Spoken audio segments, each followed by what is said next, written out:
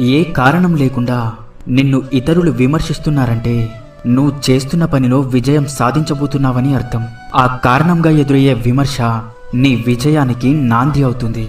పొగడ్త కంటే కూడా విమర్శ చాలా విలువైంది. కళ్ళకు కమ్మిన దర్శపు పొరల్ని తొలగించి మన లోపాల్ని తెలుసుకునే అవకాశం కల్పిస్తుంది. అదృష్టం కోసం ఎదురు చూడడం కంటే అవకాశాన్ని సృష్టించుకోవడమే అత్యంత సులభం. విలువ కోసం విలువలేని చోట ప్రయత్నించడం ఉన్న విలువను పోగొట్టుకోవడమే అవుతుంది. విలువ అనేది తెలుసుకోలేని వ్యక్తి దాన్ని ఎప్పటికీ సంపాదించలేడు. సంపాదించినా నిలబెట్టుకోలేడు. అది స్నేహమైనా, ప్రేమైనా, లేక డబ్బైనా, ఏదైనా సరే కష్టపడి సాధించుకున్న వ్యక్తి దానిని వృధా చేయలేడు.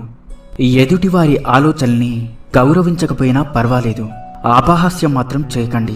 ప్రతి ఒక్కరిలో ఏదో ఒక గొప్పతనం ఉంటుంది. మనకు దాన్ని చూసే గుణం ఉండాలి. దానిని